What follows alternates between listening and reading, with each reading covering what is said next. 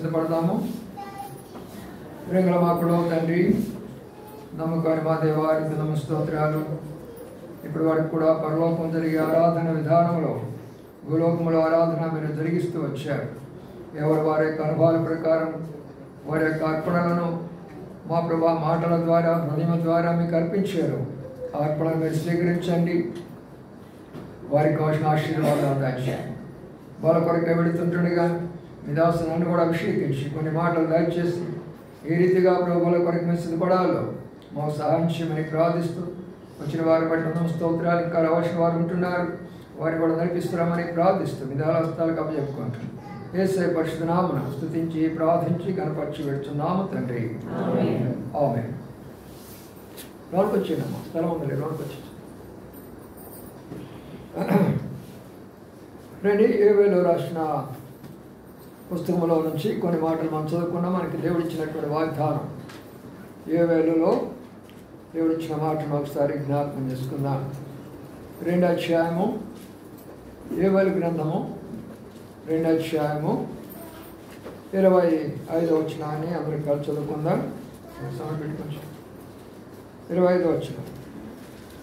మీరు కడుపాలన్నీ తృప్తి పొంది మీ కొరకు వింత కార్యములు జరిగించిన మీ దేవుడైన యెహోవా నామమును స్తుతించినప్పుడు నేను పంపిన మిడతలను, గొంగళ పురుగులను, పసరు పురుగులను, చీడ పురుగులను అన్న మహాసైన్యం తినివేసిన సంవత్సరాల పంటను మీకు మరలా నిలుతున్నాను.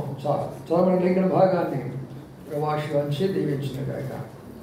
ఇక్కడ ఈనాడు మనం చూస్తున్నటువంటి ఇజ్రాయెల్ దేశంలో ఉన్న ప్రజలు ఒకనొక సమయంలో దేవుడే కావాలని వారి పంట మొత్తాన్ని తినేసే రీతిగా ఆయన మిడతలకు ఆజ్ఞాపించాడు, చీడ పురుగులకు ఆజ్ఞాపించాడు, పసరు పురుగులకు ఆజ్ఞాపించాడు, గొంగళ పురుగులకు ఆజ్ఞాపించాడు. ఎందుకు అంటే ఇశ్రాయేలు జనాంగము దేవుని ప్రజలైనప్పటికీ కూడా వారు దేవుని ప్రజలుగా జీవించకుండా అన్య దేవతలను కొలుస్తూ వచ్చారు, వ్యభిచార సంబంధమైన క్రియలు చేస్తూ వచ్చారు, చేయరానటువంటి కార్యాలు చేస్తూ వచ్చారు, దేవుని దుఃఖపెడుతూ వచ్చారు, దేవుని బాధ పెడుతూ వచ్చారు. అందుకనే దేవుడు మరి సైన్యాన్ని పంపించి చంపేలా. అర్థం చేసుకోండి వాక్యాన్ని. సైన్యంగాన్ని పంపిస్తే నెబుకద్నెజర్ లాంటి వాడిని వాళ్ళందరినీ చంపేసేవారే, ఆడవాళ్ళని బ్రతికించేవాళ్ళే, బానిసలుగా తీసుకునే వాళ్ళే, మిగతా వాళ్ళందరూ కూడా క్షేమంగా ఉండడానికి అవకాశం లేకుండా అందరూ చంపివేయబడేవాడు. కానీ దేవుని యొక్క కృప అక్కడ వాళ్ళకి బుద్ధి చెప్పేదాని కొరకు పొలమును ముందు నష్టపరిచినాడు. ప్రియమైన సోదరులారా, మన జీవితాల్లో కూడా అనేక సందర్భాల్లో దేవునికి అవిధేయమైనటువంటి కార్యాలు చేయడం ద్వారా, దేవునికి ఇష్టకరమైనటువంటి కార్యాలు చేయడం ద్వారా, ఇష్టము కానటువంటి స్థలాలకు వెళ్ళడం ద్వారా, ఇష్టము కానటువంటి మాటలు మాట్లాడడం ద్వారా, ఆయనను దుఃఖపెట్టడం ద్వారా నీకు నాకు కూడా ఒక స్టెప్ బై స్టెప్ ఆయన మన మీదకి శిక్షలను పంపిస్తూ వస్తాడు. ఒక్కసారి ఆయన మనలను ఎప్పుడు కూడా నష్టపరచడు. అది కూడా ఎందుకు అంటే, ఒక తండ్రి బిడ్డను ఒక దెబ్బ కొట్టాడు అంటే ఆ బిడ్డ మీద ఉన్న ప్రేమను బట్టి ఆ తండ్రి కొట్టాడు. ఒక ఉపాధ్యాయుడు ఒక మరి స్టూడెంట్ని కొట్టాడు అంటే మరి ఆ ప్రేమతోటి ఆ బిడ్డను కొట్టాడు. ఈ మధ్య కాలంలో సోషల్ మీడియాలో చూస్తూ ఉంటున్నారు. ఎంత దౌర్భాగ్యమైన విషయాలంటే అందులో చూసుకుంటూ స్టూడెంట్స్ కూడా అలాగనే ప్రవర్తిస్తుంటున్నారు. ఒక క్లాసులో ఒక టీచరు పాఠం చెప్తూ ఉన్నప్పుడు ఒక యవనస్తురాలు, మరి బీటెక్ చదువుతుందో తెలియదు, సెల్ ఫోన్ చూసుకుంటూ ఉంది. అక్కడేమో పాఠం చెప్తుంటే ఇక్కడ సెల్ ఫోన్ చూసుకుంటుంది. టీచర్ చూశారు, వచ్చి దగ్గరికి వచ్చేసి, నేను పాఠం చెప్తుంటే నేను సెల్ ఫోన్ చూసుకుంటుంది, జ్ఞానం లేదు, ఒక్కడ దెబ్బ కొట్టేశాను. దెబ్బ కొట్టేటప్పుడు మా టైంలో అయితే గడగడ ఉడిగిపోయేవాళ్ళు. అమ్మో, టీచర్ దెబ్బ కొట్టడమా?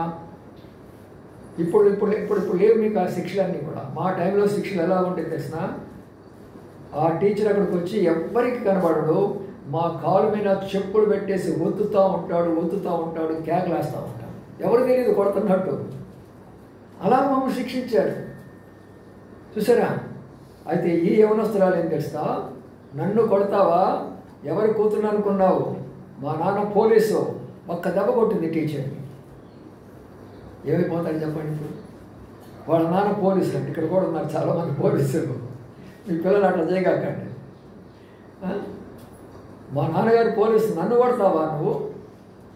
చూసారా పిల్లరా? అందుకనే టీచరు ఒక బిడ్డను కొడుతున్నారంటే ప్రేమతోనే, ఒక తండ్రి బిడ్డను శిక్షిస్తున్నారంటే ప్రేమతోనే. అలాగే దేవుడు మన యొక్క జీవితంలో కష్టమో నష్టమో బాధో అనారోగ్య పరిస్థితులు తీసుకున్నాడంటే ప్రేమతోనే. అది కూడా మనం ఏదో తప్పు పొరపాటు చేస్తున్న కారణం చేత అది సరిచేయబడాలి అనే ఉద్దేశంతో ఆయన పంపిస్తూ వచ్చాడు. అందుకనే వాళ్ళ మీదకి రాకుండా, ఇశ్రాయేలు మీదకి రాకుండా, వాళ్ళ ఇండ్ల మీదకి రాకుండా, వాళ్ళ యొక్క శరీరం మీదకి రాకుండా, వాళ్ళ స్త్రీల మీదకి రాకుండా, వాళ్ళ యొక్క కుమారులు కుమార్తె మీదకి రాకుండా పొలంలో ఉన్న పంటను మాత్రమే తినిపించడానికి చేశాడు. కొన్ని సంవత్సరాల కిందట ఉత్తరప్రదేశ్లో జరిగిన సంగతి చెప్తున్నాను. ప్రభు నమ్ముకున్నటువంటి ఒక కుటుంబం ఉత్తరప్రదేశ్లో, మీకు తెలుసు కదా ఈరోజు ఎవరు ఎలా ఉన్న పరిస్థితి, అక్కడ భయంకరంగా ఉన్న పరిస్థితి. ఆ గ్రామస్తులందరూ కలిసి ఏం చేశారంటే, నువ్వు మన దేవుడిని వదిలిపెట్టేసి ఆ దేవుడు నమ్ముకుంటావా నువ్వు ఇక్కడి నుంచి అని ఆ గ్రామం నుంచి గంట అవతల పడేసేసారు. భార్య బిడ్డను తీసుకున్నాడు. దేవుని కొరకే జీవించాలి కదా, సత్యాన్ని తెలుసుకున్నాం కదా అని బయటికి వెళ్ళిపోయాడు. మరి ఆ యొక్క ప్రాంతంలో చిన్నపాటి నివాసం ఏర్పాటు చేసుకొని గ్రామానికి దూరంగా ఉంటున్నాడు. సరే మనుషుడు కావాలి కదా, తాగాలి కదా. మనుషుడి కొరకే వస్తే ఇక్కడ నీకు మనుషుడు కూడా ఇవ్వము, మనుషుడు కూడా నీకు ఇచ్చేది లేదు, వెళ్ళిపో ఇక్కడ నుంచి. సరే ప్రభువా అన్నారు. మీరు నమ్మండి, వాస్తవం ఉత్తరప్రదేశ్లో ఈ రోజులో కూడా జరుగుతుంది విషయాలు. ఎంతో భారంగా మీరు ప్రార్థించండి. వాళ్ళు వెళ్ళి అక్కడ కాలువలో ఉన్న బురద నీళ్ళు తెచ్చుకొని వంట చేసుకొని ఆ నీళ్లు త్రాగుతూ కొన్ని దినాలు గడుపుతూ వచ్చారు. దేవుడు చూస్తున్నాడు పైనుండి. అయితే ఈ యొక్క గ్రామం కొరకు వాళ్ళు ప్రార్థన చేస్తున్నారు. వాళ్ళు అక్కడ గ్రామం కొరకై ప్రార్థన చేస్తున్నారు. అయితే వాళ్ళకు ఉన్న పరిస్థితిని బట్టి మట్టి నీళ్ళు తాగుతూ ఉంటున్నారు. కొన్ని దినాలు గడిచింది, ఏమైందో తెలీదు. రకరకాల కడుపులు నొప్పి, రకరకాలైనటువంటి మరి వాంతులు. ఆ నీళ్లు వాళ్ళకి, వాళ్ళు తాగే నీళ్ళే, మంచి నీళ్ళే వాళ్ళకి శత్రువు అయిపోయింది. ఏంటి మన నీళ్ళే మనకి ఎట్లున్నాయి, మన నీళ్ళే మనకి ఎట్లున్నాయి, మనకే అనారోగ్యం అయిపోయింది. ఏంటి కారణం?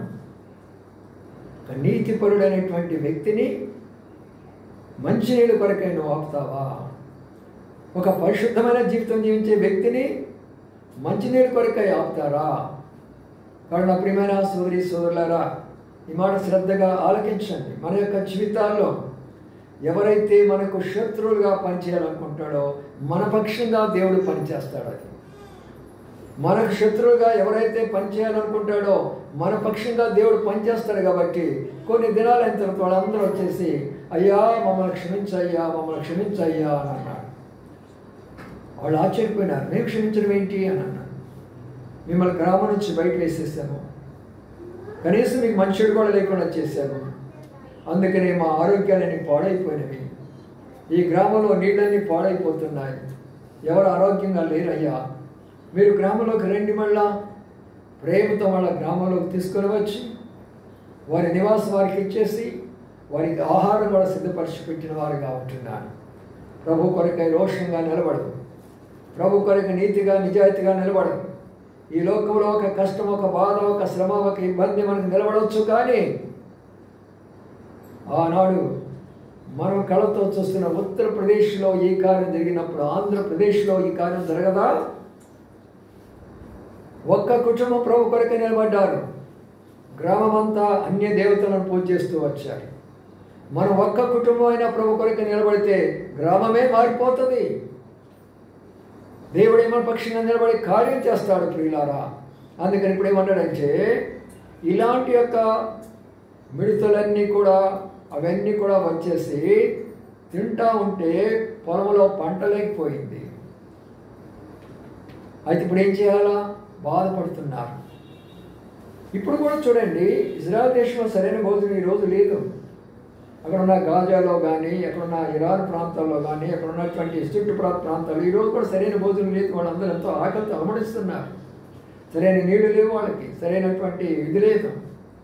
వాస్తవం చెప్పాలంటే దేవుని ద్వారా ఏర్పాటు చేయబడినటువంటి వాళ్ళు ప్రపంచానికే సవాలుగా వారికి అంత జ్ఞానం ఇచ్చాడు దేవుడు. ఈనాడు మనం చూస్తున్న ప్రతి టెక్నాలజీ కూడా యూదుల ద్వారా కనిపెట్టబడినదే.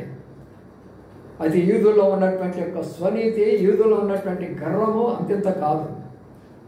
అందుకనే దేవుడు వాళ్ళని అప్పగించేశాడు ఆ యొక్క పరిస్థితి కొరకై.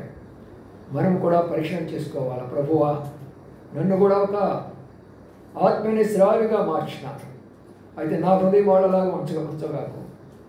నా హృదయాన్ని పరిశుద్ధపరచుకుంటాను, నా హృదయాన్ని నీ కొరకే ఇస్తాను ప్రభువా అని మనం కానీ తీర్మానం చేసుకుంటే ఇప్పుడు ఈ వాగ్దానం నెరవేరిపోతుంది. ఏవైతే నీ జీవితంలో నష్టము, కష్టము, బాధ, శ్రమ, ఇరుకు, ఇబ్బంది ఏదైతే ఉన్నదో అదంతా కూడా దేవుడు తొలగిస్తాడు, అదంతా మార్చివేస్తాడు దేవుడు. అందుకని ఏమన్నాడంటే అది నా ఆజ్ఞ ద్వారానే అవి జరిగినవి, వాటికి నేను ఇప్పుడు ఆజ్ఞాపిస్తాను, అవన్నీ కూడా వెళ్ళిపోతాయి. మన జీవితాల్లో, మన కుటుంబాల్లో, మన సంఘంలో, మన సమాజంలో చేరినటువంటి యొక్క రకరకాలైనటువంటి యొక్క విధానాలు దేవుడు ఆజ్ఞాపిస్తే అన్నీ కూడా వెళ్ళిపోయేవిగా ఉంటాయి. అయ్యా, నీవు నీ యొక్క ఆజ్ఞ కొరకు ఎదురు చూడాలని మనం ప్రభు కొరకు ఎదురు చూడాలా. చూసారా ప్రియులారా, విడున్న రహస్యాన్ని జ్ఞాపకం చేసుకోనండి. ఈ సంవత్సరం వాగ్దానం అది నేను చెప్తున్నాను. ఇంతవరకు మీరు ఏవైతే నష్టపోయినారో మీ జీవితంలో, మీ కుటుంబంలో, మీ బిడ్డల వలన, మీ పరిస్థితి వలన ఎంత మీరు నష్టపోయినారో ఆ నష్టమంతా కూడా ఈ సంవత్సరం మీకు ఇస్తాను నేను. ఆ నష్టమంతా కూడా మీరు సమకూర్చుకుంటారు. అయితే మీరు చేయవలసిన పని ఏమిటి? అందుకని మనము గత కొన్ని దినాలుగా న్యాయాధిపతుల గ్రంథంలో నుంచి కొన్ని విషయాలు ధ్యానిస్తూ వచ్చాము. దాని మీద ఈరోజు కూడా 2-3 తలంపులు చూసుకొని ప్రార్థన చేసుకున్నాము. న్యాయాధిపతుల గ్రంథంలోకి వస్తే అక్కడ మనము జాగ్రత్తగా వినండి. మీ జీవితాలకి ఎంతో శ్రేష్టమైనటువంటి యొక్క తలంపులు కొన్ని మనము ప్రార్థన రోజు కూడా చూస్తూ వచ్చాము. ఈరోజు కూడా అవే విషయాలు కొన్ని విషయాలు జ్ఞాపకం చేసుకుందాం. ఇక్కడ ఒక మాట మనం జ్ఞాపకం చేసుకుంటే మరి 24వ వచనములో 6వ అధ్యాయము 24వ వచనములో చదవయ్యా. అక్కడ గిద్యోను యెహోవా నామమున బలిపీఠము కట్టి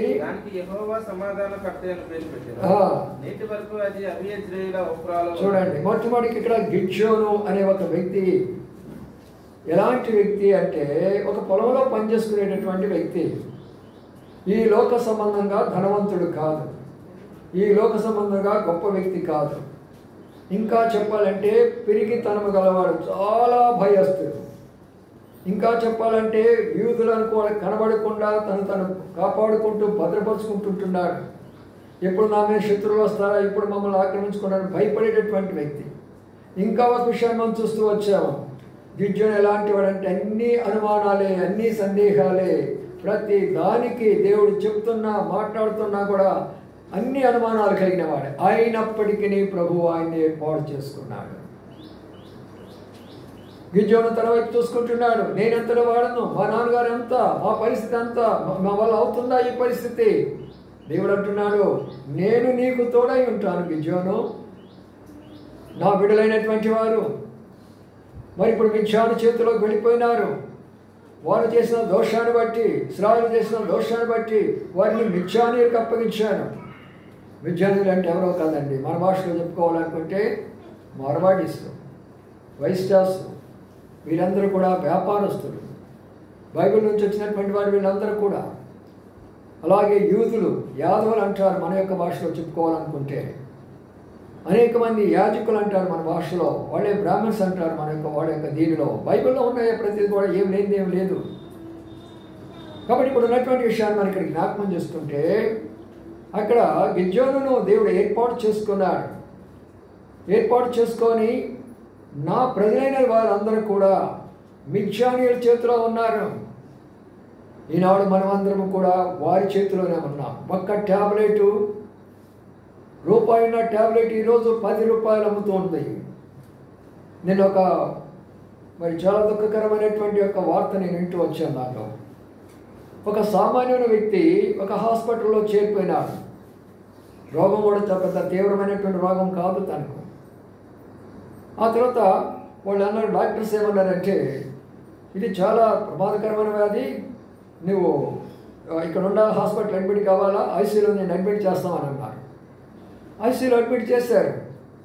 కొన్ని రోజులు గడిచిన తర్వాత 9 లక్షల బిల్లు వేశారు. ఎంత? 9 లక్షల బిల్లు వేసేసారు. బిల్లు వేసేసి సరే పోనీ బయటకు వచ్చామని మంచి వార్త చెప్పాడంటే ఇంటికి వెళ్ళ వాళ్ళకి చెప్పారు ఆయన చనిపోయిన అనుకోండి. ప్రియమైన సోదరి డాక్టర్లైనా డబ్బు కొరకు ఈ రోజున దాహంతో ఉన్నారు డాక్టర్లు. మా కాలంలో డాక్టర్లు ఎలాగ ఉండేవాళ్ళు అంటే దేవుని తర్వాత వాళ్ళే ముందు ప్రాణము వారి ప్రాణాన్ని బ్రతికించడానికి కొరకు అవసరమైతే డాక్టర్ అక్కడ కూర్చుంటారు. నర్సెస్ బదులు డాక్టర్ అక్కడ కూర్చొని ఆ యొక్క ప్రాణం వచ్చేంత వరకు అక్కడ కూర్చొని చేస్తాడు అక్కడ. ఈనాడు డాక్టర్ యొక్క పరిస్థితి ఎలా ఉందో చెప్పండి. కేవలము డబ్బు కొరకే వారికి సంబంధించినటువంటి యొక్క మెడిసిన్స్ అన్నీ కూడా ఎంత కాస్ట్లీ. 10 రూపాయల వస్తువు ఈ రోజున 50 రూపాయలు అమ్ముతూ ఉంటున్నారు. 50 రూపాయల వస్తువు ఈనాడు 150 రూపాయలకు అమ్ముతున్నారు. అడిగేది ఎవరు? మిథ్యానీయుల చేతిలో ఉన్నాం ఈ రోజున. తెలంగాణ అంతా కొట్టుకొని పోతుంది ఈ రోజున. ఏమంటున్నారు? మార్వాడీలారా వెళ్ళిపోండి ఇక్కడి నుంచి అన్నారు. ఎందుకంటే అక్కడ ఉన్నటువంటి తెలంగాణ వాళ్ళని వాళ్ళ పాదాల దగ్గర పెట్టుకొని దాసులుగా చేసుకుంటున్నారు ఈ మిథ్యానీయులు. ప్రియమైన సోదరులారా, బైబిల్ అనేది ప్రపంచం యొక్క చరిత్ర. అయితే మనం గ్రహించుకునే శక్తి మనకు కావాలా?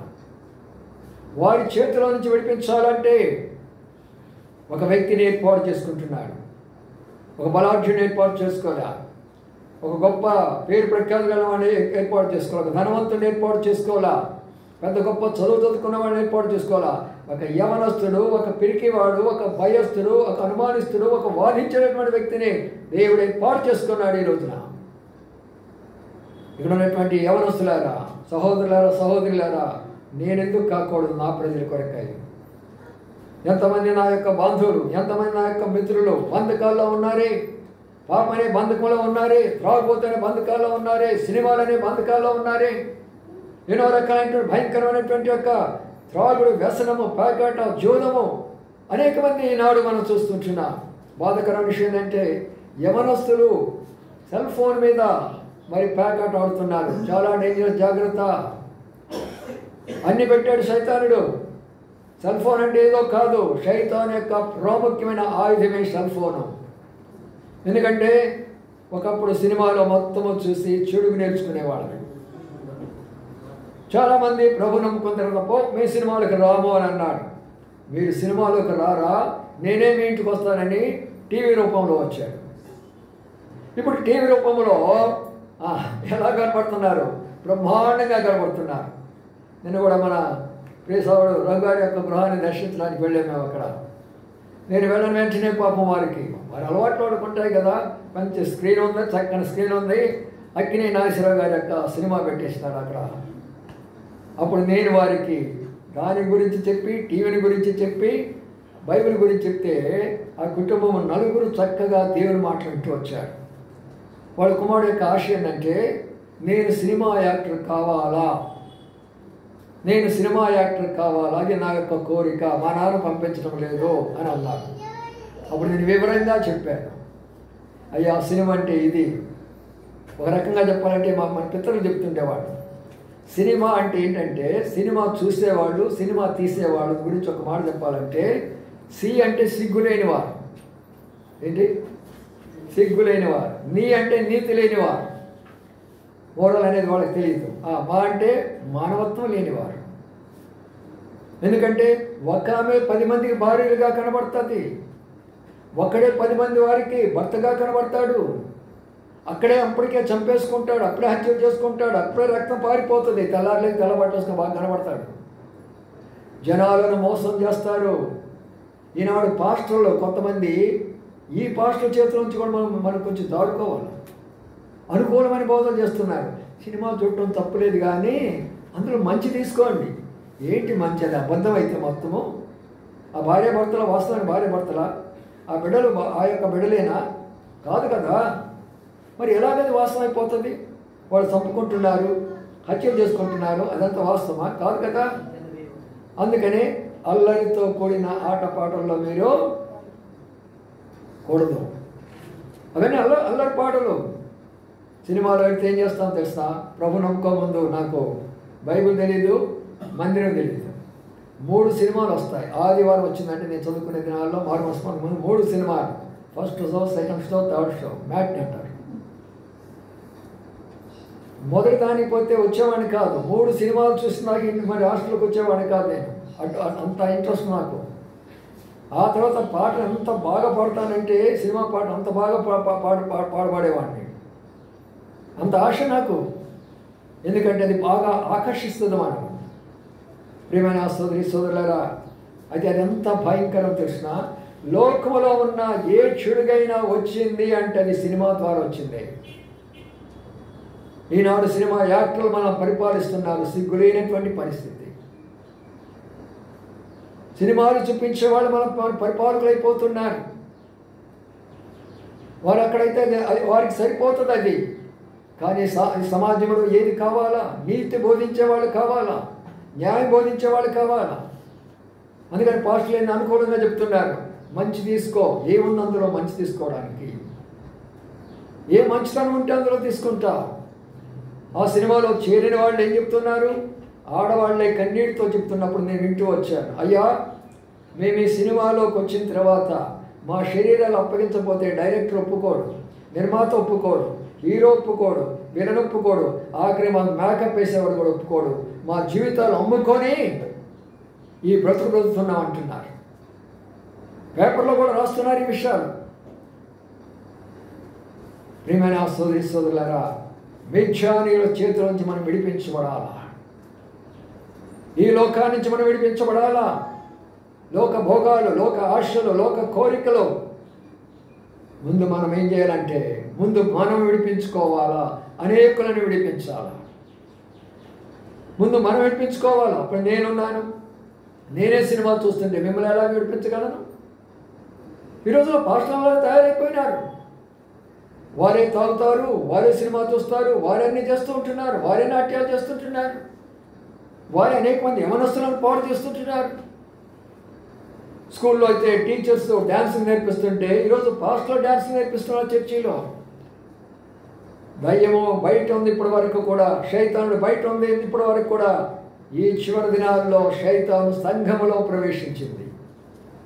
అందుకని సంఘాలన్నీ కూడా భ్రష్టు పడిపోతున్నాయి. సంఘాల్లో పరిశుద్ధత లేదు, సంఘాల్లో నీతి లేదు, సంఘాల్లో భక్తి లేదు, సంఘాల్లో యథార్థత లేదు. గిజ్జోని వలె తయారు కావాలి మనం. గిజ్జోని వలె తయారు కావాలంటే గిజ్జోని ఏం చేస్తున్నాడు?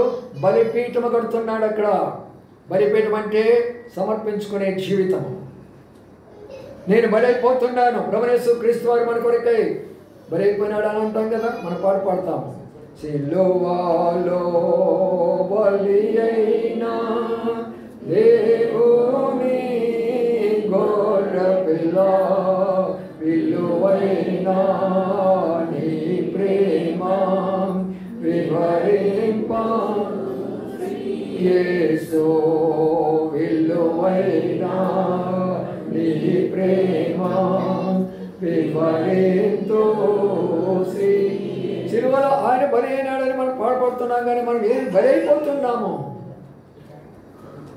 అక్కడి నుంచి ఇక్కడ రావాలంటే ఆటోకి ఛార్జీ పెట్టాలా? అదే బలిపీఠం అంటే పెట్టడానికి ఇష్టపడరు. వచ్చి ఒక 2 గంటలు కూర్చోవాలా దేవుని యొక్క మందిరంలో, అదే బలిపీఠం అంటే కూర్చోవడానికి ఇష్టపడరు. సినిమా వాళ్ళు ఎన్ని గంటలు కూర్చుంటారు? 3 గంటలు కూర్చుంటారు. కాలేజీలో ఎన్ని గంటలు కూర్చుంటారా? కాలేజీ చెప్పండి మీరు, 7 గంటలు కూర్చోవాలి కొన్నిసార్లు.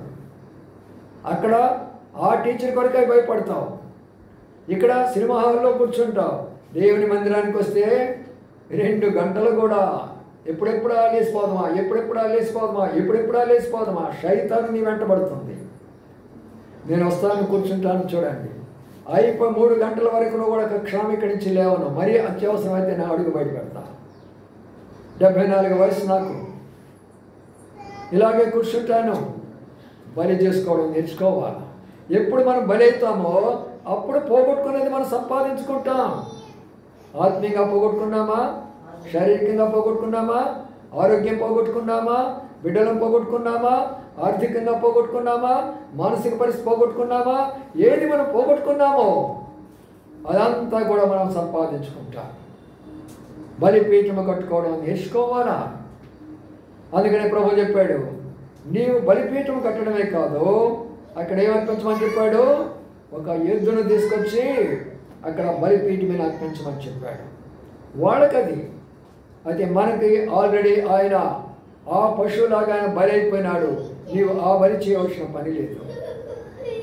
ప్రభువు యేసు క్రీస్తు వారిని కొరకే బలి అయిపోయినాడు. నీవు అర్పించవలసింది ఏంటి? నీ హృదయం అర్పించు. నువ్వు అర్పించవలసిన నీ సమయాన్ని అర్పించు. నువ్వు అర్పించవలసిన నీ తలాంతులు అర్పించు ప్రభువుకి. అంతేకాని తీసుకొచ్చి నేను కూడా వాళ్ళలాగేదో ఎద్దులు గొర్రెలు మేకలను అర్పించాల్సిన అవసరం మనకు లేదు. అందుకని నా ప్రియమైన సోదరి సోదరులారా, ఈ సంవత్సరము ఏదైతే మనం పోగొట్టుకున్నామో గత సంవత్సరం అన్నిటిలో దేవుడు ఖచ్చితంగా నీకు ఇస్తాడు. అది ఆయన మాట విను. ఆయన మాట చేసి చూడు. ప్రభు అన్నాడు, ఈ మాట చేసి చూడు, నేను ఆకాశపు తోడిప్పి పట్టజాలంతా విస్తారమైన దీవెన నేను కుమ్మరించిపోతే చూడు. ఇప్పుడు వాళ్ళంతా అన్యులు ఏం చేస్తారంటే అక్కడికి వెళ్తారు, వాళ్ళ మొక్కుబడి కోసము, అయ్యా మేము మొక్కుంటున్నాము, మాకు అది కావాలా ఇది కావాలని వస్తారు. చూసారా, దేని కొరకు వెళ్ళారు వాళ్ళు? అయ్యా నా జీవితం మార్చమని అడిగే వాళ్ళు ఎవరు ఉన్నారు అక్కడ? నేను పరిశుద్ధంగా ఉండాలని అడిగేవాళ్ళు ఎక్కడైనా ఉన్నారు అక్కడ? లేదు నేను నీతిగా యథార్థంగా జీవించాలని అడిగేవాళ్ళు ఎక్కడ ఉన్నారా? అది కాదు, నాకు డబ్బు కావాలా, నాకు ఆస్తి కావాలా, కోర్టులో కేసు కావాలా, నా పొలంలో నా పంట పండాలా, నా బిడ్డలకు పెళ్ళిళ్ళు కావాలా, వాళ్ళకి బిడ్డలు కొట్టాలా, నా ముసలితనంలో ఆరోగ్యం ఉండాలా. ప్రియమైన సోదరి సోదరులారా, మనం అలాగా కాదు. ఆయన మన తండ్రి. మనం అడగక ముందే అన్నీ మనకిస్తాడు. ఒక తండ్రి ఎప్పుడు కూడా బిడ్డ మీద మనసు ఎప్పుడు ఉంచుకుంటాడు.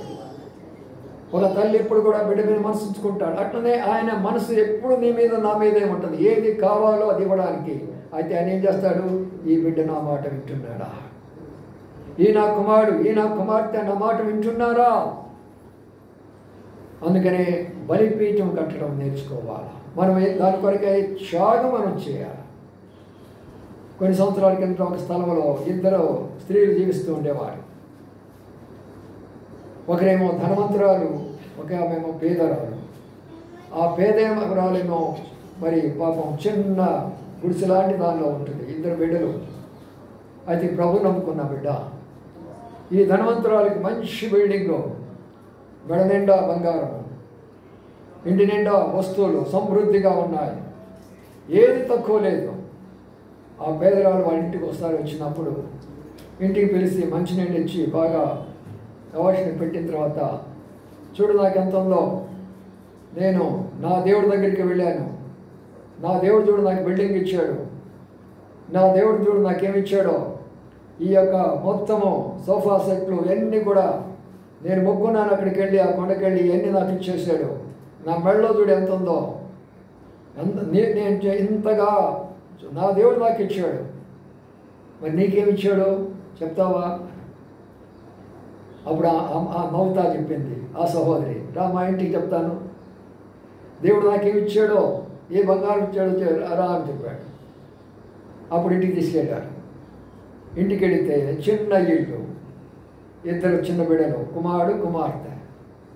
అప్పుడు ఆ చెప్పిన మాట ఎంతో, ఈ ఇద్దరు ముద్దు బిడ్డలే నా బంగారం, ఇదే నా ఆస్తి, ఇదే దేవుడు నాకు ఇచ్చిన స్వాస్థ్యం. అంతకన్నా శాంతి, సమాధానం, సంతోషంగా నా కష్టం నేను చేసుకుంటూ, మా కష్టం నేను చేసుకుంటూ కుటుంబంలో నెమ్మదిగా ఉంటుంది. ఈ ధనవంతరాల యొక్క కుటుంబంలో రోజు తగాదలే, భర్త భార్యతో, భార్య భర్తతో కొట్లాట్లే, తగాదలే.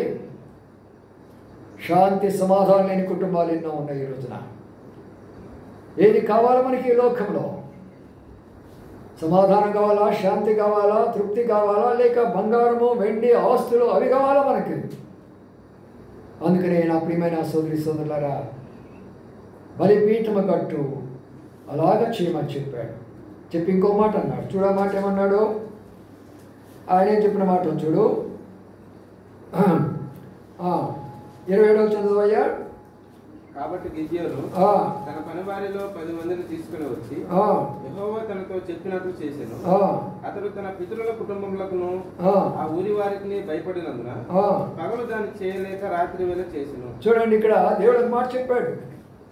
గిద్యోను, మీ తండ్రి ఒక బలిపీఠం కట్టాడు ఇక్కడ. జాగ్రత్తగా వినండి, ఇక్కడ అన్న వారందరూ కూడా. మీ తండ్రి ఒక బలిపీఠం కట్టాడు ఇక్కడ. ఆ బలిపీఠం మీద ఒక దేవతను కూడా నిలబెట్టాడు. అయితే నీవేం చేయాలంటే, నీ వెళ్ళి ఆ బలిపీఠం పడగొట్టి ఆ దేవతా స్తంభాన్ని కింద పడగొట్టేసి, అది నీ బాధ్యత అని కుమారుడు చెప్పాడు దేవుడు. ఇద్దరు ఒకే కుటుంబంలో వాళ్ళు బిడ్డలే, తండ్రి కుమారుడు.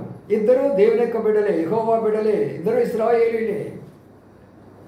అయితే చూడండి, తండ్రి అయ్యుండి కూడా మరి ఎందుకు బలిపీఠం, అన్యుల బలిపీఠం ఎందుకు కట్టాల్సి వచ్చింది? అర్థం చేసుకోవడం ప్రయత్నం చేయండి. ఇక్కడ ఉన్న ప్రతి తండ్రి కూడా అర్థం చేసుకోవడం ప్రయత్నం చేయండి. నీవు తండ్రివై ఉండి అన్యుల యొక్క బలిపీఠం ఎందుకు కొడుతున్నావు అంటే దీని అర్థం ఏంటంటే, అనేక మంది తండ్రులు అన్యులతో సహవాసం చేసిన కారణం చేత అన్యుల యొక్క అలవాట్లు మీకు వచ్చినాయి. అది త్రాగుబోతనమైనా, అది జూదమైనా, అది పేకాటైనా, అది వ్యభిచారమైనా, అది లంచమైనా, అది మోసమైనా, హత్యలైనా, ఏది నువ్వు చేస్తున్నావో నీ సహవాసాన్ని బట్టి నువ్వు అది చేస్తున్నావు. అందుకనే మనం ఏమన్నాడు, వారిలో నుండి మీరు ప్రత్యేకంగా ఉండుడి. ఏం ఐగుప్తులో ఉంచవచ్చు కదా ఇశ్రాయేలుని? ఎందుకు బయటకు తీసుకొని వచ్చాడు ఆయన? మీరు ప్రత్యేకమైన జనాంగాలు. ఇప్పుడు ఉన్నటువంటి గుంటూరులో, లేక ఈ యొక్క ముచ్చాడేడి నగర్లో, లేక ఈ ప్రాంతంలో ఉన్న వారిలో మనం ప్రత్యేకంగా కనబడుతున్నామా? మన మాటలు ప్రత్యేకంగా కనబడుతున్నాయా? మన వస్త్రాధారణ ప్రత్యేకంగా కనబడుతున్నదా? వేషభాషలు ప్రత్యేకంగా కనబడుతున్నాయా? మన మాటలు ప్రత్యేకంగా కనబడుతుందా? మన ప్రేమ, మన సహనము, మన ఓర్పు ప్రత్యేకంగా కనబడుతుందా? అది దేవుని యొక్క బిడ్డ యొక్క లక్షణం. అది ఇప్పుడు తండ్రి ఏం చేశాడంటే ఒక బలిపీఠాన్ని కట్టాడు. అదే తండ్రులు తల్లులు చేసే పొరపాట్లు ఈ రోజున. బిడ్డల కొరకై మీరు బలైపోతున్నారు. ఏం బలైపోతున్నారు? వాడు అడిగిన వాళ్ళు ఇస్తున్నారు. ఆ మధ్యలో మనం చూస్తూ వచ్చాం, ఒక చిన్న పాప ఆ యొక్క సెల్ ఫోన్తో ఆడుకుంటూ కింద అది పగిలిపోయి తన ముఖాన్ని కొట్టేసింది. చిన్న పాప ముఖం అంతా దెబ్బతినిపోయింది. తనకేం తెలుసు సెల్ ఫోన్ యొక్క పరిస్థితి? వాడు అడిగిందని ఇచ్చేసేస్తాం మనము. ఎంత డబ్బు అడిగితే అంత ఇచ్చేస్తాము, ఏది అడిగితే అది ఇచ్చేసేస్తాము.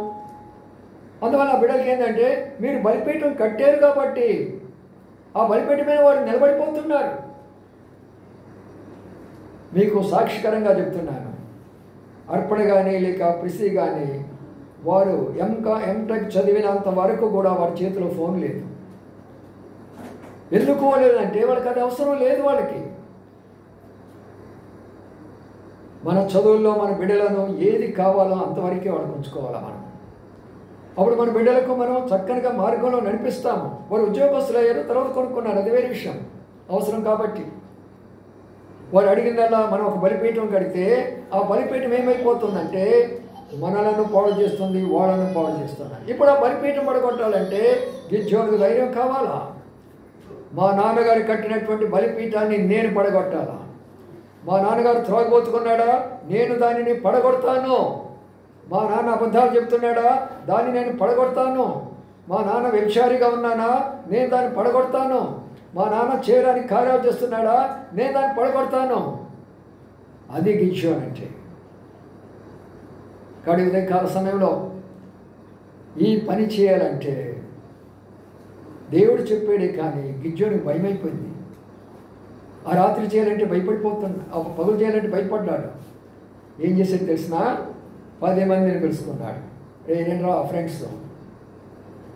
ఎందుకు? మనము అక్కడక్కడ ఉండే చూడు, ఆ దేవతా స్తంభాలన్నీ పడగొట్టాలరా.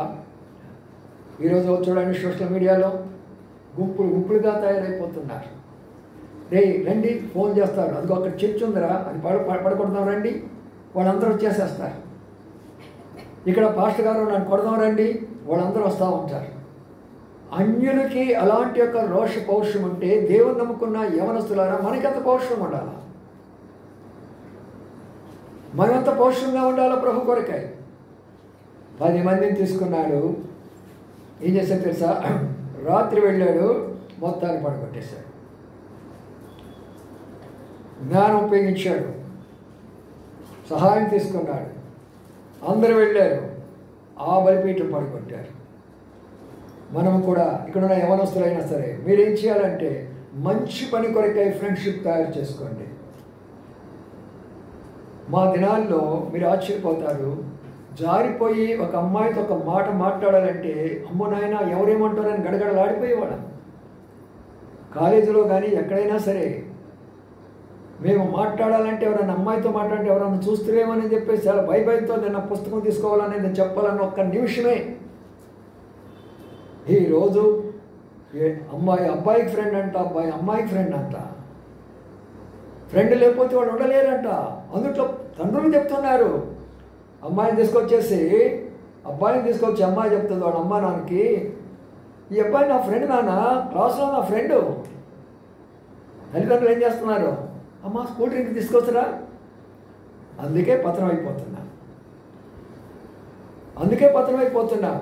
నిన్ను పంపించింది కాలేజీ చదువుకోవడానికి కానీ ఫ్రెండ్షిప్ చేసుకోవడానికి కాదు. అక్కడ బలిపీఠాలు పడగొట్టాలా, అప్పుడే నీకు నీ సమాధానం వస్తుంది, నీకు శాంతి వస్తుంది. తండ్రి పెట్టినటువంటి యొక్క పరిస్థితిని ఇక్కడ కుమారుడు మారుస్తుంటున్నాడు. కొంతమందిని తీసుకొని రాత్రిపూట వెళ్ళాడు, చేశాడు ప్రియులారా. అయితే ఇప్పుడు ఒక మంచి సందర్భం వస్తుంది. ఏంటి ఆ సందర్భం చూద్దానండి. ఇక్కడ ఒక మంచి మాట కనపడుతుంది. వాళ్ళు చూడండి అక్కడ ఉన్న మాటను 29 చదువుదయ్యా.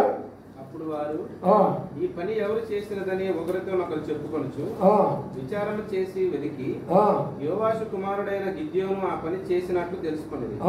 కాబట్టి ఆ ఊరి వారు, నీ కుమారుడు బయలు యొక్క బలిపీఠమును పడగొట్టి దానికి పైగానున్న దేవతా స్తంభమును పడద్రోసిన కనుక అతడు చావవలెను, వానిని బయటకు తెమ్మని యోవాషుతో చెప్పగా. చూడండి ఇప్పుడున్న మాట ఎంత అద్భుతమైన విషయం జరుగుతుందో చూడండి. ఇక్కడ ఏమవుతుందో తెలిసిన, ఎవరు చేశారు ఈ పని అంతా కూడా? ఎవరు మాట్లాడుతున్నారండి ఇవన్నీ? అన్యులు కాదు, దేవుని ఎరిగినటువంటి వాళ్ళు కాదు, దేవుని ఎరిగినటువంటి వాళ్ళు మాట్లాడుతున్నారు. అక్కడ ఉన్న వాళ్ళందరితో స్నేహం చేశారు. వీళ్ళు వాళ్ళతోటి, వాళ్ళు వీళ్ళతోటి మమైపోయి ఈ పని చేసింది ఎవరు? అప్పుడు ఫలానా ఆయన కుమారుడు, అలాగనా ఆయన పట్టుకురండి చావగొట్టడానికి. పట్టుకొని వస్తే వాళ్ళ నాన్నగారు వచ్చాడు. బాగా వినండి, ఇక్కడ తల్లులు తండ్రులారా మీరు జాగ్రత్తగా వినండి. తండ్రి అక్కడ వచ్చేసి, ఎందుకు నా కుమారుడు పిలిచారు మీరు? అక్కడ బలిపీఠం పడిగొట్టాడు, అక్కడ ఉన్న దేవత పడిగొట్టాడు. అయితే ఆ దేవత పడగొట్టినప్పుడు దేవత మాతో వాదించింది. బలిపీఠం పడగొట్టినప్పుడు అక్కడ దేవత ఉన్నప్పుడు మాతో వాదించినాయి. మీరెందుకు ఆ బయలు పక్కన మీరు చేయడానికి వచ్చారా? మీరు తండ్రి వాళ్ళందరూ కూడా ఎదిరించాడు. చదవయ్యా మాట కింద ఉంది. ఒకడు తన బలిపీఠమును విరగొట్టినందున అతనితో బయలు వాదించుకునని చెప్పి ఆ దినమున అతనికి ఎరుబయలని పేరు పెట్టాను. చూసారా, అది తండ్రుల యొక్క బాధ్యత. ఏమంటున్నాడంటే ఇక్కడ, మీరందరూ వచ్చి నా కొడుకును చావగొట్టాలనుకుంటున్నారా? పడింది ఎవరు? ఆ బలిపేట మీద ఉన్నటువంటి ఆ యొక్క ప్రతిమ పడిపోయింది. ఆ దేవత వాదించింది, మమ్మల్ని రాని, మమ్మల్ని శాపం పెట్టని, మమ్మల్ని చేయని, మేము ఆలోచించుకుంటాం. మీరెందుకు మధ్యలో రావటం? ఏమైపోయినారు ఇక్కడ? తండ్రి కుమారుడు ఒక్కటైపోయినారు. సత్యానికి నువ్వు నిలబడితే తండ్రి కొడుకులు ఒకటైపోతారు, తల్లి కూతురు ఒకటైపోతారు. అలాంటి తండ్రులు కావాలా ఈ రోజున? మన బిడ్డలు తప్పు చేస్తారు, మన బిడ్డలు పొరపాట్లు చేస్తారు. నేను ఒక సహోదరి చాలా దుఃఖంతో, అంకుల్ గారు బిడ్డలు చాలా నన్ను బాధపెడుతున్నారు, చాలా కష్టంలో ఉన్నాను అని చెప్పాడు. వెంటనే నేను తీసుకొని ఆ బిడ్డలతో మాట్లాడితే చాలా సౌమ్యంగా మాట్లాడాడు. ఎందుకంటే ఆ బిడ్డలతో మనం మాట్లాడే విధానం మార్చుకోవాలి. బిడ్డలు ఏమంటున్నారంటే, మా అమ్మలో మార్పు లేకపోతే, మా నాన్నలో మార్పు లేకపోతే మేము ఎలాగ మందిరానికి వస్తాం తాతయ్య గారు అంటున్నారు కొంతమంది. మీరు ఆలోచన చేసుకోనండి. నేను నా కుమారుడికి మాదిరికరంగా ఉండాలా? నా కుమారుడు నాలాగా ఉండాలా? నేను నా కుమార్తెకు మాదిరికరంగా ఉండాలా? నా కుమార్తె నా దగ్గరికి వస్తుంది. మీరు మాదిరికరంగా లేకపోతే, మీరు ఆలస్యంగా వస్తే బిడ్డలు ఆలస్యంగా వస్తారు.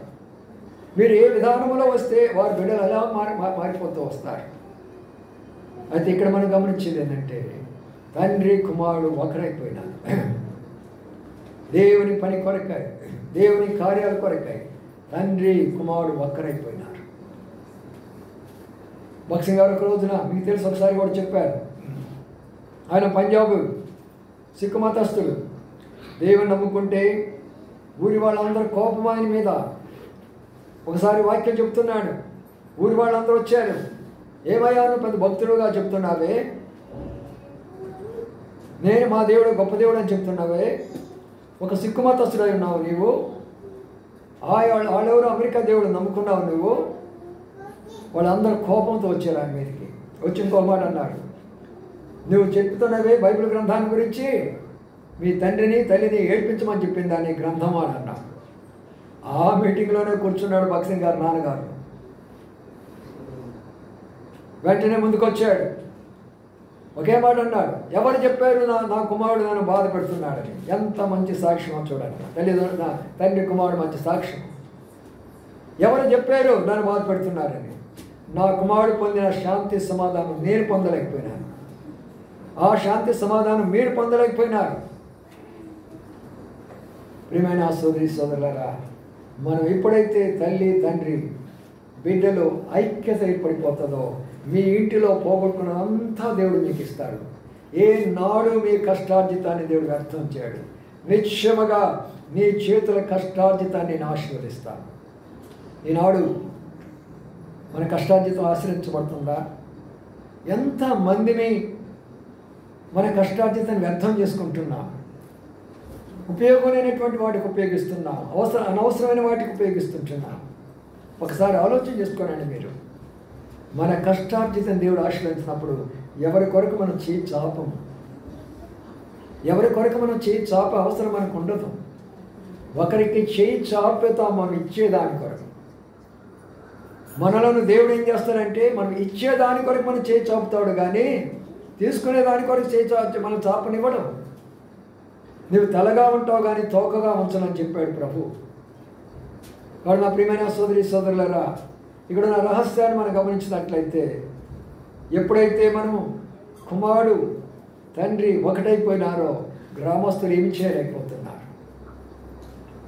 గ్రామస్తులు ఏం చేయలేకపోతున్నారు అక్కడ ఉన్న పరిస్థితిని బట్టి. అందుకనే నీ చేతుల కష్టార్జితాన్ని నేను ఆశీర్వదిస్తానన్నాడు. కష్టపడాలా మనము. చేతులు ఇచ్చింది ఎందుకు? ఈ రోజులంతా న్యూ టెక్నాలజీ వచ్చింది, ఎవరు కష్టపడడానికి ఇష్టపడరు. అంతా మెషిన్ ద్వారా పనులు, అంతా మెషిన్ ద్వారా పనులు. రానున్న నెలలో అంతా అన్ఎంప్లాయిడ్ అయిపోతారు. అంత అన్ఎంప్లాయ్మెంటే. మనమేమనుకుంటున్నా అంటే ఏముందిలే ఫోన్లో నుంచి డబ్బు కొట్టుకోవడమే కదా, టక్ ఆ కొడతా ఉంటాం, పోతాయి నీ డబ్బులు ఒక రోజున. అప్పుడే తెలిసి వస్తుంది నీకు తెలివి. అప్పుడు తెలివి రాదు. ఇవన్నీ మెషిన్లు పెట్టారు, బ్యాంకుల్లో అది పెట్టారు, ఇది పెట్టారు, ఎన్ని పెట్టేశారు. జనాలు అందరూ అన్ఎంప్లాయిడ్ అయిపోయినారు. ఇప్పుడు ఈ లేటెస్ట్ సాఫ్ట్వేర్ అంతా పెట్టేశారు, జనాలంతా అన్ఎంప్లాయిడ్ అయిపోయినారు. ఇప్పుడు ఆ రోజుల్లో పని కొరకు అనేకులు చదువుకున్న వారందరికీ ఉద్యోగాలు ఇచ్చేవారు. ఉదయం 10 గంటలకు వెళ్తే సాయంకాలం 5 గంటల వరకు చక్కగా పని చేసుకొని వచ్చి అన్ని కుటుంబాలు సుఖ సంతోషాలతో ఉండేవారు. ఈ రోజంతా 10 మంది చేసే పని ఒక మిషన్ చేస్తున్నప్పుడు 5గురికి అన్ఎంప్లాయ్మెంట్ ఉండదా? అందుకని ప్రియులారా, ఈ సత్యాన్ని జ్ఞాపకం చేసుకోండి. ఇద్దరు ఒకటైపోయినప్పుడు దేవుడు వారికి విజయం ఇస్తున్నారు. గిద్యోను వాళ్ళ తండ్రి, నిజానికి చెప్పాలంటే తండ్రి పొరపాటు చేశాడు. అయితే కుమారుడు ఎప్పుడైతే మంచి పని చేశాడో తండ్రి దాన్ని ఏకీభవించాడు. మనం కూడా నేర్చుకోవాలి. మన బిడ్డలు మనం తృణీకరించకూడదు, లెక్క లేకుండా మాట్లాడకూడదు, వాళ్ళని తిట్టకూడదు, వాళ్ళ కోపం తెప్పించకూడదు. వాళ్ళని ప్రేమించే విధానంలో ప్రేమించాలా, శిక్షించవలసినప్పుడు శిక్షించాలా, ప్రేమతో శిక్షించాలి. అది కూడా అది ఎంత అవసరమైనాడు అది లేదు. అందుకనే బిడ్డలు తిరుగుబాటు చేస్తున్నారు, అందుకే బిడ్డలు రానంటున్నారు, అందుకే బిడ్డలు ప్రభువుని అంగీకరించమంటున్నారు. అలాంటి పరిస్థితి తెచ్చుకోగాకండి, ప్రేమతో. అందుకంటున్నాడు అదే కీర్తన గ్రంథంలో, నీ భార్య ఫలించు ద్రాక్ష వల్లే ఉండాలి. భార్య ఎలా ఉంటుందమ్మా? ద్రాక్ష కాదు, ఫలించే ద్రాక్ష. అంటే అనేకమైన ఫలాలు కనపడుతుండాలి ఒక స్త్రీ ఇంటిలో. ప్రేమ, సహనము, ఓర్పు, దీర్ఘశాంతము, క్షమాపణ, అనేకమైనటువంటి యొక్క ఫలాల ద్వారా బిడ్డలను మార్చుకోవాలా, భర్తను మార్చుకోవాలా, బంధువులు మార్చుకోవాలా. అందుకని నిన్ను ఒక ఫలభరితమైనటువంటి ద్రాక్షవల్లిగా పెట్టారు. పేరు మాత్రం ద్రాక్షవల్లి, కానీ లోనే ద్రాక్ష కనబడవు. ఒక ఆయన అంట పాపం చాలా బాధలో దిగుల్లో ఉన్నాడంట. ఒక రోజున ఎదుట ఆయన వెళ్ళి, ఏంటి ఈరోజు చాలా దిగులుగా ఉన్నావే, ఏం బాధగా ఉన్నా అంటే, మా ఆవిడికి కొంచెం జ్వరం వచ్చింది అన్నాడంట. మరి మీ ఆవిడికి జ్వరం వచ్చినప్పుడు ఎందుకు ఇంత దిగులు ఎందుగా ఉంటే, రోజు ఆమె తిడుతూ ఉంటే నేను సహనము ఓర్పు నేర్చుకున్నాను, ఇలా తిట్టేవాళ్ళు లేరు నాకు అన్నాడంట. అంటే అర్థమైందా? రోజు ఆమె తిట్టేదంట, ఆయన బాగా సహనము ఓర్పు అనేది నేర్చుకుంటూ వచ్చారంట. ఈరోజు ఆమె బాగులేక మంచం పడితే తిట్టేవాళ్ళు లేరు. ఫలించే ద్రాక్షవల్లిగా ఉండాలా సహోదరులారా మీరు? తండ్రులు కష్టపడే వారికి ఉండాలా సహోదరులారా మీరు? పిల్లలు ఎదిగే ఒలివ మొక్కల వలె ఉంటారు. మొక్కలు ఎట్లయితే ఎదుగుతూ వస్తుందో, అనగా వాళ్ళ యొక్క జీవితము ఎదిగిపోతూ వస్తుంది పైకి. ఒక అంశం తర్వాత ఒక అంశము, ఒక చదువు తర్వాత మరొక చదువు, ఒక డిగ్రీ తర్వాత మరొక డిగ్రీ, ఒక ఉద్యోగం తర్వాత మరొక ఉద్యోగము, ఒక ఉన్నతమైన స్థానంలోకి వెళ్ళిపోతారు వాళ్ళు. అందుకని ఆ విషయాన్ని జ్ఞాపకం చేసుకొని, తండ్రి కొడుకు ఇద్దరు అయిపోయిన తర్వాత ఆఖరి మాట ముగిస్తున్నాను. ఇప్పుడు అక్కడ ఏం చేశారంటే మరొక బలిపీఠం కట్టాడు గిద్యోను. అయితే అక్కడ విగ్రహం లేదు, మరొక బలిపీఠం కట్టాడు. తండ్రి బలిపీఠం తీసేస్తాడు, ప్రభువు చెప్పిన బలిపీఠం కట్టాడు. అనగా లోక సంబంధమైన బలిపీఠాలన్నీ తీసేసుకోండి. నీ స్నేహితులే నీకు బలిపీఠం, వాళ్ళని విడిచిపెట్టడమే నీకు ఒక బలిపీఠం అయిపోతుంది. అది బలైపోవాలా నీవు? అయ్యో నా స్నేహితులే, వాళ్ళు చెప్పిన మాట నేను విన్నానే, వాళ్ళు పిలిచిన హోటల్కి నేను వెళ్ళానే, వాళ్ళతో తిరిగానే అంటే బలిపీఠం కట్టినవాడు కాదు. బలిపీఠం అంటే నా ప్రభు కొరకై నా ఫ్రెండ్స్ విడిచిపెట్టేస్తున్నాను. బలిపీఠం అంటే నా బంధువులు కూడా విడిచిపెడుతున్నాను నా ప్రభు కొరకై. ఏదైనా సరే నా ప్రభు కొరకై నేను బలైపోతున్నా. నేను ఉద్యోగం విడిచిపెట్టాను కదా, అదే నాకు ఒక బలిపీఠము. కాబట్టి ప్రియులారా, మనం ఒక నూతనమైన బలిపీఠం కట్టాలా, పాత బలిపీఠాలు పడగొట్టాలా, దేవుని యొక్క బలిపీఠం కట్టాలా. అందుకనే ఆ బలిపీఠానికి ఏమైనా పేరు పెట్టాడు ఆయన? సమాధానము అని అన్నాడు. దేవుడు ఇచ్చేటటువంటి బలి మనం ఎప్పుడైతే బలైపోతామో అక్కడ సమాధానం ఉంటుంది, కానీ కొట్లాట్లు తగాదాలు అక్కడ ఉండవు. ఎప్పుడైతే మనం బలి అయిపోతామో, ఎప్పుడైతే మనం సహించుకుంటామో, ఎప్పుడైతే మనం ఓర్చుకుంటామో, అక్కడ ఆ బలి ద్వారా సమాధానం అక్కడ ఏర్పరచబడుతుంది, కానీ తగాదాలు కొట్లాట్లు అక్కడ ఉండవు. అందుకనే ఆ బలిపీఠం కట్టడం నేర్చుకుందాం. తండ్రి కట్టినటువంటి అన్య బలిపీఠాన్ని పడగొట్టాడు గిద్యోను. తను ఒక నూతనమైన బలిపీఠం కట్టాడు. ఆ బలిపీఠం ద్వారా శత్రులందరినీ కూడా జయించేశాడు. శత్రువులు జయించడమే కాదు, ఇశ్రాయేలు ప్రజలకు గొప్ప న్యాయాధిపతి అయ్యాడు. గిద్యోనికి జయ అనిపించుకున్నాడు. ఒక పిరికివాడు, ఒక మరి ఎన్ని రకాలైనటువంటి అనుమానాలు కలిగినటువంటి వాడు, ఒక భయస్థుడు, లోకంలో ఏ యొక్క మంచి యోగ్యత లేనటువంటి వాడు, ఒక స్థాయి లేనటువంటి వాడు అందరి చేత జయ అనిపించుకుంటున్నాడు. గిద్యోనుకు జయ అంటున్నారు, గిద్యోను మాకు న్యాయాధిపతి అంటున్నారు. ఒక యవనస్తుడు దేవుని కొరకై నిలబడినప్పుడు దేవుడు ఆయన కొరకై నిలబడతాడు. అందుకనే ఈ యొక్క మధ్యాహ్నకాల సమయంలో ఆ బలిపీఠాలు పడగొట్టుకుందాం, పాత బలిపీఠాలు పడగొట్టుకుందాం, క్రొత్త బలిపీఠం కడతాం. అక్కడ ఆ బలిపీఠం మీద మన అర్పణ అర్పించుకుందాం. అదే ఆ బలిపీఠం. అక్కడ మధ్యలో ఎందుకున్నది ఆ బలిపీఠం? ఏంటి? నేను నీ కొరకై చనిపోయిన బలిపీఠం ఇది. నేను బలిపీఠం నీకు బలి అయిపోయినాను. అయితే ఇప్పుడు నేను దాని మీద ఉన్న ఏం తీసేయాలా? మీరు విగ్రహము తీసేయండి, వాటిని నరికి ముక్కలుగా చేసి అవతల పడేయండి. ఒక్కొక్కరి జీవితాల్లో ఒక్కొక్క విగ్రహం ఉంటుంది. ఒకరికి ఆఫీసే వాళ్ళకి ఒక విగ్రహం అయిపోతుంది. వాళ్ళ యొక్క విగ్రహం ఏంటంటే అది ఆ హృదయంలో నుంచి తీయలేని విగ్రహం అయిపోతుంది. అదే వాళ్ళకి దేవుడు అయిపోతుంది, అదే వాళ్ళకి దేవత అయిపోతుంది. ఆ విగ్రహం తీసి అవతల పడేసుకోవాలా. ఆ బలిపీఠం నూతనమైన బలిపీఠం కట్టాలా. అప్పుడు గొప్ప విజయాన్ని ఏదైతే వాళ్ళు పోగొట్టుకున్నారో మళ్ళా తిరిగి అదంతా కూడా సంపాదించాడు గిద్యోను. 20 సంవత్సరాలు వారి మీద న్యాయాధిపతిగా పరిపాలించాడు. దేవుడు వాళ్ళందరిని అప్పగించాడు. వాడికి పంటంతా అప్పగించాడు. గిద్యోనికి పోగొట్టుకున్న పంటంతా వచ్చింది, పోగొట్టుకున్న పొలాలు వచ్చింది, పోగొట్టుకున్న మరి బిడ్డలు వచ్చుకున్నారు, పోగొట్టుకున్న బంధువులు వచ్చారు, పోగొట్టుకున్న సమస్తం కూడా వచ్చేసినాయి. రావడం గల కారణం ఏంటిరా అంటే బలిపీఠము కట్టాడు. తండ్రి బలిపీఠం పడగొట్టాడు, తను ఒక నూతన బలిపీఠం కట్టాడు. ఎవరొస్తున్నారా? తండ్రులు తప్పు చేస్తున్నారని మీరు తప్పు చేయవలసిన పని లేదు. వాళ్ళు చేస్తున్నటువంటి పొరపాటు మనం చేయవలసిన అవసరం లేదు. మనం వారిని మార్చడానికి ప్రయత్నం చేద్దాం. ఆ తీర్మానం చేసుకోండి యవనస్తులైనటువంటి వారు. అప్పుడు మిమ్మల్ని చూస్తే తండ్రులు మారిపోతారు. కాబట్టి ఇటు అనుభవంలోకి ప్రభువును నడిపించినట్లుగా మనం ప్రార్థన చేసుకొని విన్న వాక్య ప్రకారం మనం పరిశీలించుకుందాం. ప్రభువా, నన్ను ఏర్పాటు చేసుకున్నావు, నేను పిరికివాడు, నేను పిరికిదాను. ఎన్నేవో నా యొక్క పంటంతా తినేస్తున్నాయి. నా బంధువులు, నా మిత్రులు, నా శరీర కోరికలు, రకరకాల లోకము అంతా కూడా నా యొక్క పంటంతా తినేసినాయి. అది నీ కొరకు ఒక మంచి బలిపీఠం కట్టుకుంటాను. నీ కొరకు నేను నిలబడతాను. నా తండ్రి నాతో ఉండాలా, నా బంధువులు నాతో ఉండాలా, నా వారంతా నాతో ఉండాలా. నువ్వు ప్రార్థన చేసుకో. నువ్వు పోగొట్టుకున్న సమస్తము కూడా సంపాదించుకుంటావు. రండి ప్రార్థన చేసుకుంటా. అందరూ మోకాళ్ళు ఎక్కడండి, ఒక నిమిషం కళ్ళు మూసుకోనండి. ప్రభువులకు వెళుతూ ఉంటున్నా. ప్రభువులలో పాలు పొందాలంటే పరిశుద్ధమైన జీవితం అవసరం. బాప్తిస్మం తీసుకొని ఉండాలి. జయ జీవితం మనకు అవసరం. వాక్యం విన్నాము, పరీక్షించుకోవాలా, పరిశీలన చేసుకోవాలా. ప్రభు ఏ మాట ద్వారా నీతో మాట్లాడాడో ఆ మాటను ప్రభు దగ్గర క్షమాపణ కోరుకో. ప్రభు నేను క్షమిస్తాడు. నీ పోగొట్టుకున్న తిరిగి వస్తుంది. నువ్వేం భయపడవలసిన పని లేదు.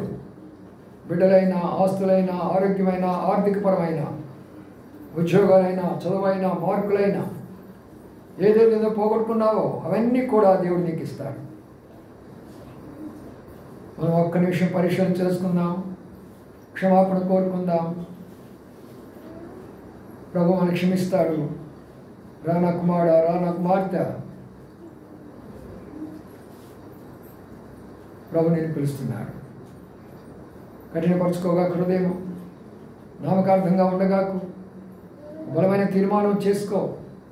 గిద్యోను ఆశ్రయించిన దేవుడు నిన్ను ఆశ్రయించడా? గిద్యోను కుటుంబాన్ని ఆశ్రయించబడిన నిన్ను ఆశ్రయించబడడా?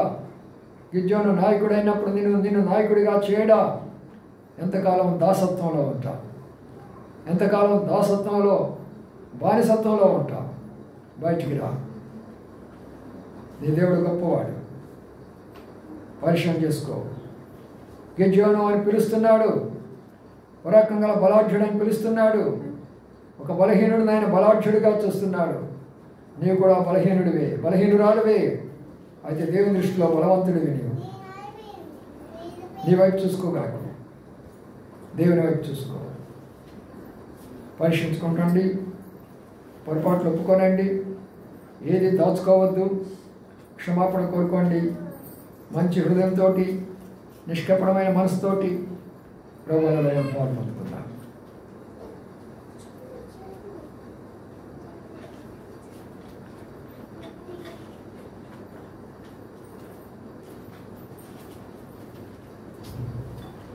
దావీదు రాజు దీనుడై వేడా, దావీదు రాజు దీనుడై వేడా, అవనిలో పొందిన నష్టములన్నీ, అవనిలో పొందిన నష్టములన్నీ, దేవా నీవు సమకూర్చితివే,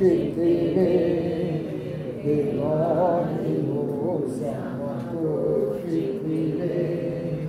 కరుణించి దీవి సమకూర్చు ప్రభువా, కరుణించి దీవి సమకూర్చు ప్రభువా, క్షమాపణ నిన్ను వేడుచున్నాను, క్షమాపణ నిన్ను వేడుచున్నాను.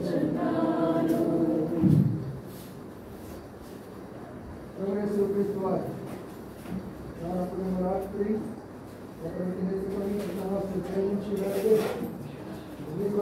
శరీరం మనం జ్ఞాపకం చేసుకుంటే సందర్భాన్ని రండి ప్రభుత్వండి ప్రార్థన తండ్రి నమ్మకమైన దేవాన్ని ఈ యొక్క మధ్యాహ్నంలో నామాన్ని జ్ఞాపకం చేసుకుంటూ ప్రభావాన్ని జ్ఞాపకం చేసుకోమని మా చేతిలో ఇలాంటి మీ చేతిలో నేను నా క్షేమం వారికి కలుగు చేయండి నేను నా పవిత్రత వారికి కలుగు చేయండి నేను నా శక్తి వారికి కలుగు చేయండి ప్రార్థన నేను ముట్టుకోవడానికి కానీ పంచడానికి కానీ ప్రభావ పాల్పడడానికి కానీ అర్హత లేదు నేను క్షమించండి మన్నించండి మానవ మాత్రం ప్రభావ మీ శరీరం పరిశుద్ధమైనటువంటి అలాంటి శరీరం మార్పించి జ్ఞాపకం చేసుకుంటున్నాను జ్ఞాపకం చేసుకుంటుందిగా ఆశీర్వదించమని ప్రార్థన చేసే పరిశుభ్రనామం స్తుతించి ప్రార్థించి కనపరిచేస్తున్నాం తండ్రి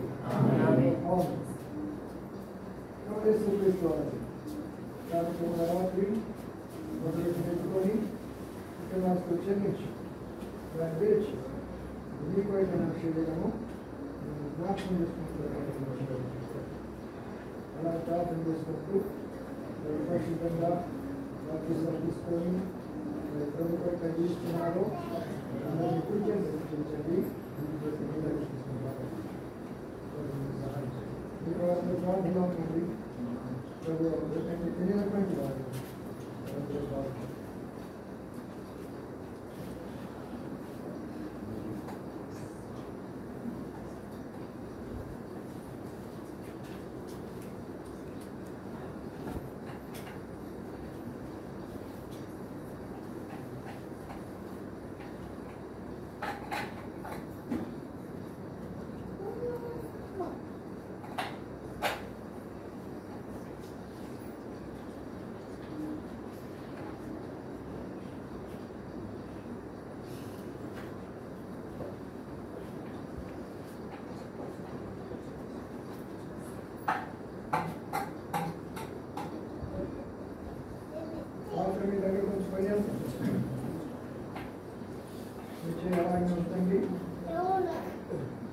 తీసుకున్న తర్వాత చేయలేదు ఉన్నాము కలిగి ఉండండి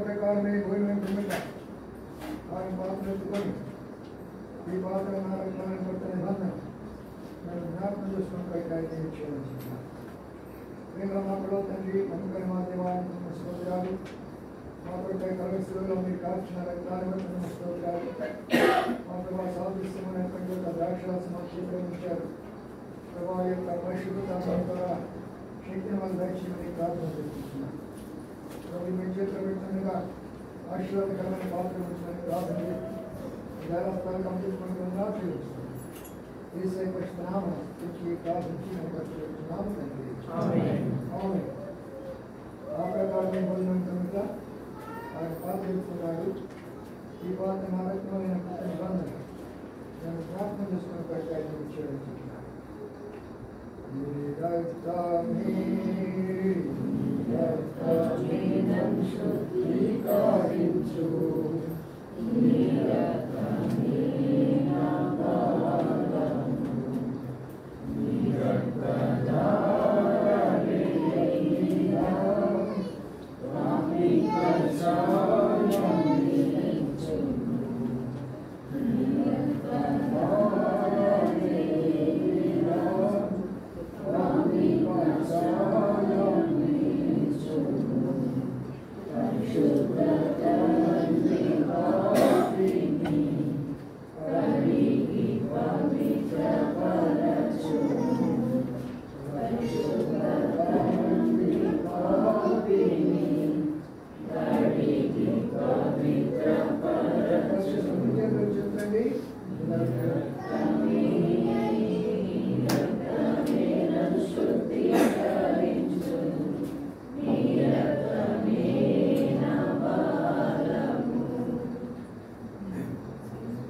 నీ సిలువలో కట్టినట్టి విలువైన రక్తముచే, నీ సిలువలో కట్టినట్టి విలువైన రక్తముచే పాప విముక్తి చేసితివి పరిశుద్ధ దేవతనయుడా, పాప విముక్తి చేసితివి పరిశుద్ధ దేవతనయుడా, నీ రక్తమే నన్ను శుద్ధీకరించు, నీ రక్తమే నా